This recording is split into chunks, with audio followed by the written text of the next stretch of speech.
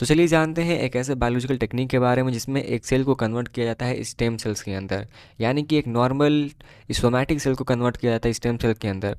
इस चीज़ को करने के लिए साइंटिस्ट ने कुछ स्पेसिफिक जीन्स का यूज़ किया था, जिसमें इन्वॉल्व था OCT3R4, SOX2, KLF4 and cMyc. इन जीन्स का यूज़ किया गया था। साइंटिस्ट ने क्या किया कि इन जीन्स को कुछ वायरसेस, यानी कि ऐसे वायरस जिनकी विरुलेंस कैपेसिटी 0 हो, उनके अंदर जीन्स को ट्रांसफ़र किया और उसके बाद से इन वायरसेस को कल्चर्ड सेल, यानी कि जो डिफ्रेंशिएटेड सेल्स को कल्चर किया गया था उनके ऊपर बर्बाडमेंट की गई थी इनकी। एंड जब बर्बाडमेंट हुआ तो ये जीन्स जो थे वो मेन जो सोमैटिक सेल्स थे जिनको कल्चर किया गया था उनके जीन के साथ जाकर मिल गया, यानी कि डीएनए के साथ जाकर वो मिल गया।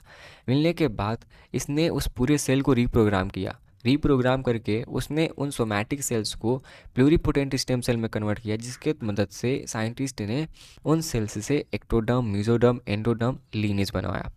अब इस टेक्निक का यूज़ कहाँ कहाँ किया जा सकता है? तो इसके मदद से हम लोग थेरेपेटिक क्लोनिंग कर सकते हैं, बोन ग्राफ्टिंग कर सकते हैं, जो भी डैमेज ऑर्गन्स होते हैं उनको रिपेयर कर सकते हैं।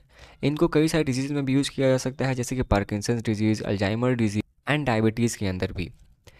तो इस टेक्निक को बोलते हैं इंड्यूस्ड प्लूरीपोटेंट स्टेम सेल्स। इन सेल्स का यूज़ कुछ इस तरह से किया जाता है।